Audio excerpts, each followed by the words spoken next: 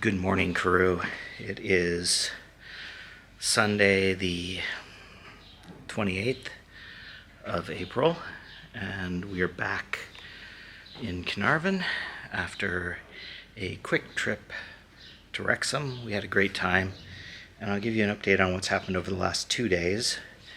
I have a list, not super exciting, but one of the big things that happened was that Vaughn, one of the lads working on the house, came back here and actually started clearing brush. And so he's going to clear this all out. He actually cleaned this area back here out really well. There used to be a little bit of brush there, but he cleaned all that up, which looks great. And he's working on all the rest of this. He's going to tear it all out, which is what we've asked for. So yeah, he did that work. He started on Friday before we left. In addition, on Friday, Carly, the cleaner, came, and she and Sarah went through the whole house and talked about strategies and what they're doing.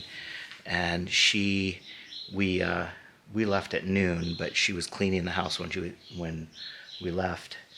And so she charged us a reduced rate because it wasn't a full changeover. But yeah, it was really good, and she did a great job. When we got back yesterday, the house just looked great. It made me feel way better about everything because the house smelled nice and looked nice and clean. So yeah, I was super happy about that. So those are the things that kind of happened, that progress on the house. Our little adventure, we went to Manchester. We went to Wrexham. That's an odd mistake to make. So we went to Wrexham, where we, when we first got into town, we actually drove past the Kairos, the football stadium, and on our way to the place we were staying, which was a little inn not far from the library and also within walking distance of the Kairos. So I will have cut in footage of us driving past there just because, why not? So we walked over there and took a look around the football stadium, poked our head in the turf because it's the place that everyone talks about and is famous from the documentary. But Sarah and I were talking, and I'm not comfortable kind of fanboying about Wrexham.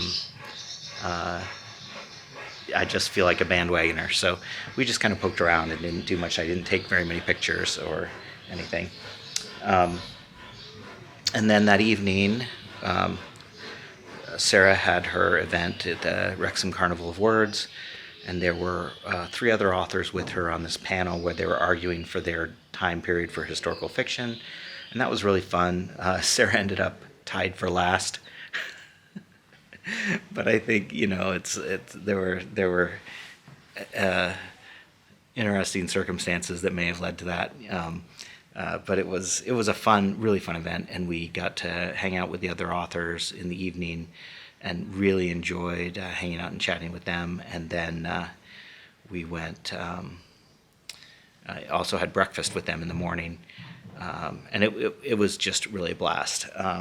So a good experience, and a good crowd was there. There were like 70 people there.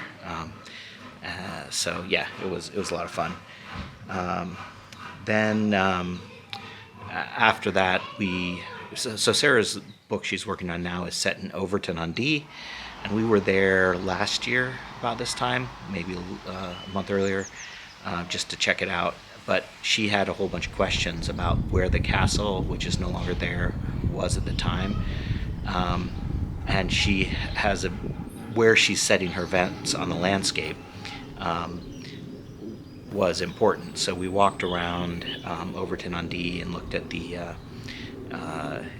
some various sites to try to figure out where the river was then versus where it is now and where the castle would have been. Apparently the river eventually undercut the castle and it collapsed. But it's interesting because there's a big bluff, so the castle must have been up on the bluff. And the river is nowhere near the bluff at Overton on Dee now. So, yeah, it was a very informative.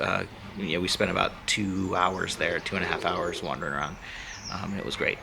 And we came home, and like I said, the house. Yeah, it was really great to come back to Israel, and I felt confident, sort of for the first time, that it's going to be okay to let out when we're not here. It's in good enough shape, I think.